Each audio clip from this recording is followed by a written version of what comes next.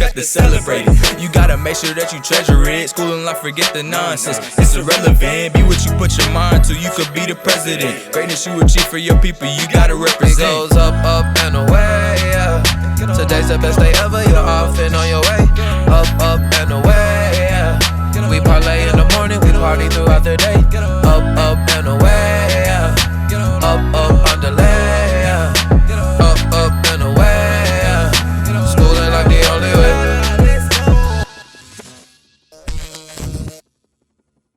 Welcome to another episode of School and Life. I'm your host, Casey Williams, and today we're going to be talking about everything 2020. Name, please. Tamika. Hello, I'm Nefertiti. How you doing? I'm Barclay. So, how have you guys been feeling about 2020? Well, I would start off by saying that it could have been worse. Okay. The rapture isn't here just yet. So I think that 2020 is just all about perspective. Yeah. For me, it's been one of the best years personally for myself, but for the world, it hasn't been as great. So I think that it's your perspective in what it is your intention is daily, even with the pandemic, with the election, Black Lives Matter, all of these different things. So I think it's just all about what it is your perspective is on it. Okay, I like that. Yeah, I was strong too. All right. I piggy like Right. personally, my business, my mental stability. I lost a few people. That sucks, but I didn't lose me. I gained me. So I guess gaining me helps other people. So blessings to that. Oh, definitely. Yeah, perspective is definitely real because, like everybody else here, 2020 has been amazing, absolutely amazing for me. And so I just think, whoever has an open mind and is in the mind frame of looking at, okay, how can I grow through this? Sky's the limit for you. And it'll be a great time, any time, no matter 2020 and all the chaos that's going on. For sure. Yeah. It definitely has been a prosperous year for me as well. And so, let's go ahead and dive into it.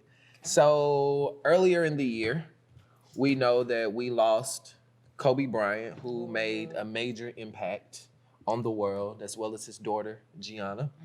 And family and friends have been losing their lives to COVID-19. How have we shifted our perspective on death, dying, or transitioning, however we frame the word?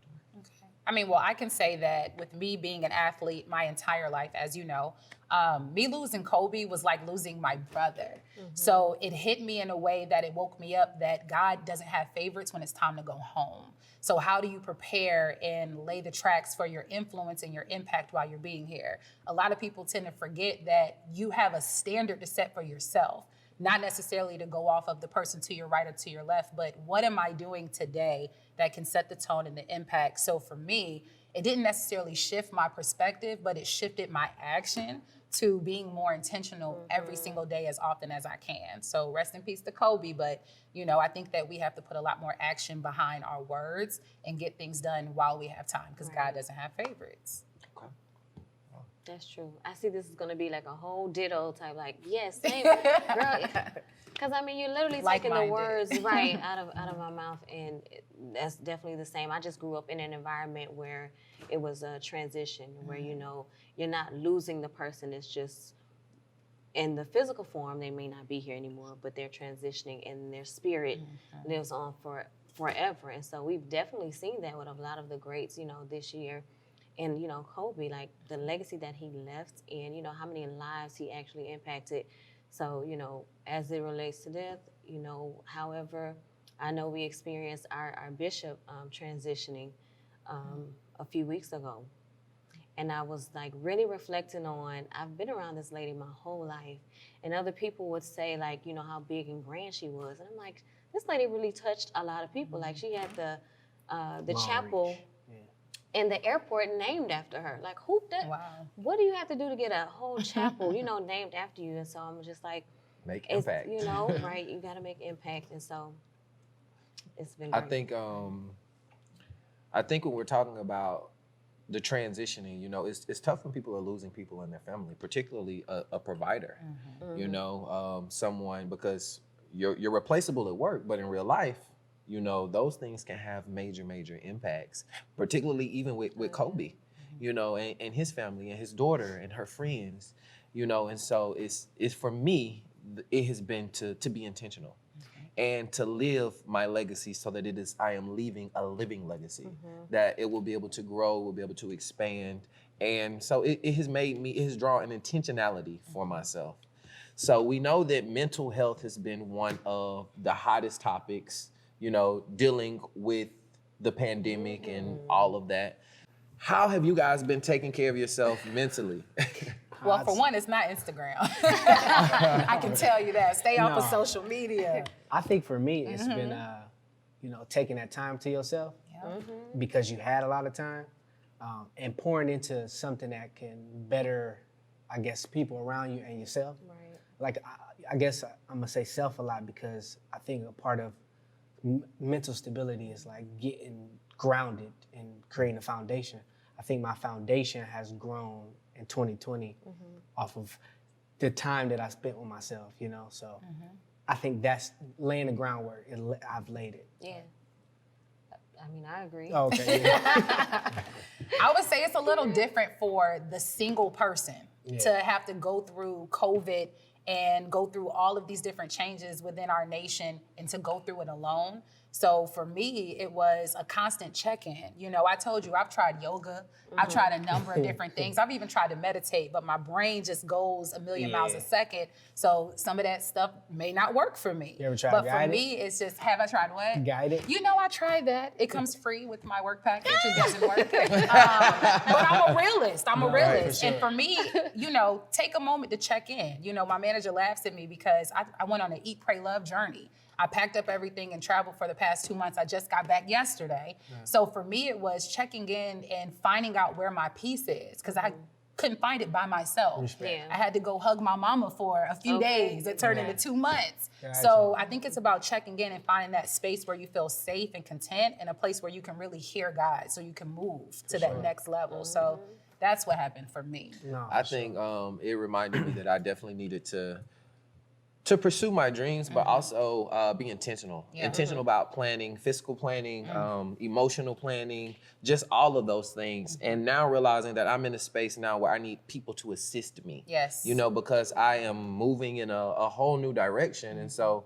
I need a therapist to also help me with check-ins. I need my financial advisor to help me plan and budget. I need a team. That's real. Right. That's I real. need a team, you know, and it has been helping me to just get control and gain control and stability because I am transitioning in my own personal life. Initially, I could do all of those things, but That's good. now it's like, okay, you leveling up a bit. Yeah. So time to let's delegate. let's figure that out. So we know COVID has brought out a lot of different things, right?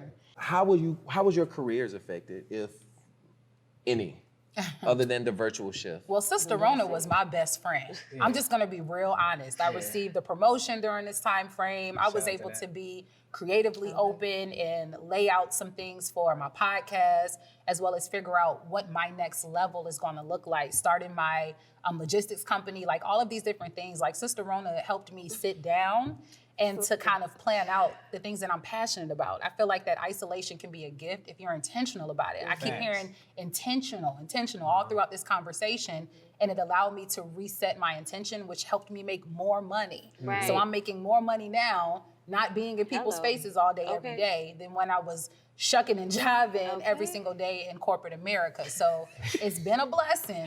I'm hoping COVID, God forbid anybody gets hurt, but I'm hoping it lasts a little longer because I feel like God has given us an opportunity to reach higher heights by giving us that time to ourselves and with Him. So it's been great for me, low key. No, for Yeah. same thing. I don't think it needs to last any longer. I think it needs to.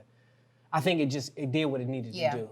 It brought you to an enlightenment to yourself. Some people, no. Some people, yes. But it made me realize that I don't need a company to funnel money through. I just need Say that. my bank account to funnel the money through other people I can pay, like a therapist or somebody else that can help me in an area. So what it has done is saying I can be independent.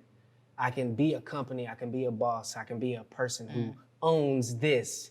I am the camera person. I hire camera people, you know, things Say like that. that. Yeah, just my business That's has good. grown. Yeah. It's been better. Yeah. Well, Sister Rona, I did like that. Though. You made it light. You made it light. Yeah. right? Yeah. She just really exposed what was already there for me. So it was a lot of elements like, you know, virtual and stuff that was already there for me in my business, and I just wasn't using it. And so when you are forced, or, you know, when you have to shift and use those things, it's just like you said, you know, you got a different way. You don't have to be in everybody's space all day anymore. You don't know, you know, you don't have to hustle as much. And so it made it a lot easier. I'm making more money. I'm like, dang, For you know, sure. this Yeah. is pretty dope. It's all right. It So, is. you know, It's not that bad. yeah, so definitely have Right. done that. So we know that it has shown a lot, particularly a lot of racial tension particularly for my generation, has been brought to the forefront, right? It is at an all-time high. So with Black Lives Matters, with Black men and women being shot unarmed, you know, how have you guys been facing these issues, whether with yourself or with your family or with the greater community at large? How have you guys been dealing with this? Because it has been heavy and it has been a lot. Yeah. I think it's an emotional roller coaster for me. Yes. I had wrote a EP, and it was called Never Forget. I ain't put it out because, you know, like you said, like Instagram, you know, it went, it came and went, but like my emotions were first rage, and like one of the songs was called Riot. So like I was breaking stuff on there, you know, it was just like something for me. And then the other thing was like strategic, like how do I infiltrate to bring the black dollar here, you know? Right. And then the last one was, you know, the calm after the storm, you know, like, all right, I got a black son. How do I go about, you know, teaching him about what happened in this year? Because he's 2, so, you know, he would know this as a history. So just really just figuring out where I stand in it and how I'm able to make it better for my livelihood. So yeah. I say for me, it kind of made me feel like that there's nothing I can do. I felt helpless. When you're constantly fed this information through social media, through the news, Yeah. through whatever the case may be, you kind of feel helpless because you're like, well, is protesting enough? Is posting enough? Is calling up to the sheriff's office enough? And I felt like that there was nothing more that I could do because I started to feel helpless. But being able to place my emotion, I kind of feel like that improper placement of emotion slowly kills you. So instead of me festering on this all day long, put my phone down, let's pray about it, and let's figure out what is it that you would have me to do so that way I can go out and make that impact, but still be able to place my thoughts in the right way if this is never going to change. Because sometimes it feels like it's not. You know what? I think for me, it was learning who I am and what I had to offer. Yeah. And so in understanding that activism is tenfold, right? There's so many ways of being active. And once you do your part, you then you allow for the world to do what the world is to do. Right. And so, but understanding that you vote, understanding that you educate or you make music, you teach, and you have real candid conversations with your family and friends. Yes. And you bring up, when you can speak about it objectively, you speak about it in an objective manner. And education is my activism. And so, you know, it was great history because my kids were getting to see it firsthand. That's beautiful. And so this is information that is coming immediately into my classroom, and we get to decipher this, and we get to talk about it from an ethically sound perspective so that we can objectify it. But also when I'm talking to my family, to my kids, to my nephew, is like, this is what it is. Yeah. And it's heartbreaking, and this is the reality. clear. And so now, how do we move forward? And it also brought up, you know, different conversations with my because my family is very diverse, as we already know. Yeah. And so it brought up, again, those issues. And so, but it was beautiful Yeah. because it's the activism. Yeah. And don't take it personal, you just observe and do the work. That's Exactly. helpful. That's Exactly. very helpful. Thank you for sharing that. Yeah. So we know that racial tension, police reform, student loans, all kind of came into this current election cycle, right? What was your take on this, what just recently occurred? I haven't even had the time, honestly. Like I haven't sat in it yet, and I don't think it's sunk in of what's happening. So All right, don't so know, like- better question. Yeah, let me hear it. What are was some takeaways or what are some key points that you noticed throughout this election cycle? Whether it was about the education of the people that were voting, whether it was about people being more informed, like what were some key takeaways that we got Democracy is from real. Democracy is real, Yeah. right? I think, most people say, like, my vote don't count. But, with Stacey Abrams brought 800,000, right? Wow. Yeah. 800,000 black votes here. And that's what I appreciated, because you said you do history in Georgia. Like, Right. that's now history, and what I appreciate is, like, I bought a house in Fulton. Right. You know what I'm saying? That makes the property value go up, you know what I'm saying? And like just being happy about being here. So what I took away from is, like, my vote do count. I do have a voice, because I went in personally and I heard that and it dropped in there, and I was like, cool, I was a part of that, and I was happy. But I say for now, I do have to do a little bit more research and like learn a little bit more, because I don't know what Joe has to completely offer, but I know I ain't want Trump. You know what I'm saying? Right. So that was the thing. So that's my biggest thing. So How important, so we know that Kamala Harris is the new shout out to that. VP, Yes. right? I love that, man. Black women have been doing amazing things in a variety of arenas, and we're getting to see the resilience. Just a quick moment to highlight Stacey Abrams. Somebody, they pretty much suppressed her, and she came back and was like, okay, Yes. I'm gonna hold you accountable. Exactly. And so, how much is representation? How important is representation for us or for people as well as the youth? Like, how important is representation? I think that representation is key. I think that we have so many influences of people that don't look like us in places that we belong, places that we're behind the scenes, places where we're funneling the information, we're styling them, but we're not in front of the camera getting the credit. And I think that now is the time for us to stop having so many firsts. I don't know why that bothers me. Why is it the first female vice president and then it's the first black female vice president? Like, we have so many firsts where we belong in these seats. So I think that now is the time for us to continue to step up on our platforms and just keep going. So representation matters, because it shows that we can get there because we belong there and we're actually already there. Just give us our chance. So that's what it means for me.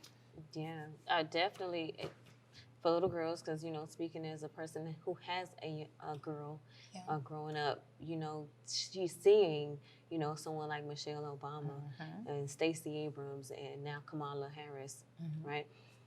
It opens a world of possibilities for children to see, okay, this is a brown girl like me who has curls like me, and she's in a place that maybe I aspire to be. But if you don't see your face there, if you don't see yourself being there for the youth, you tend to think, oh, well, that can't happen, for me. And now it's just like, oh, anything is possible. So true. Yeah, and you know what? One thing that has been beautiful is, people have been building their own. People are building their own, and then they're also, breaking the glass ceiling. And so that has been inspiring and refreshing. sure. Yeah. And to know that the consciousness of our community is moving in the greater community at large is moving in a new direction, because the consciousness of Earth is shifting. And so I think that is really, really profound and powerful. Yeah. So 2021 is right around the corner. Yes. How are we preparing ourselves for for the amazingness that is about to be bestowed upon our lives? Like, We ready. how are we Another little preparing question. ourselves, right? I guess reflecting more. I guess prepping more and being more forthcoming. And I guess my last thing would be do what I say I'm gonna do. That's it. I'm just keeping going with that. Yeah. Neff? All of those things.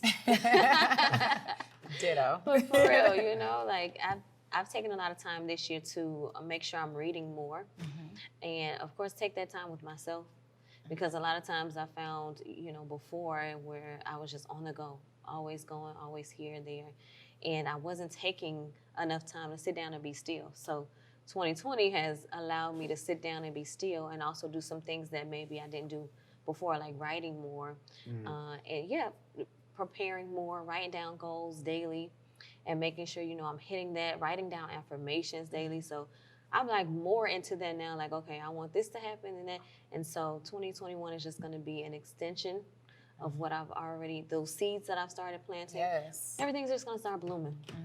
Definitely. I mean, I keep hearing like preparation, but that's like a word that I received going into 2020 that's going to probably steer me just going forward in general. Because I feel like that if you prepare intentionally, that you can implement differently. So I think that 2021 is going to be the set of implementing everything that this year has prepared me for, but you just got to remain intentional and be deliberate in what it is that you're setting out to do. So I'm excited about 2021. Excited.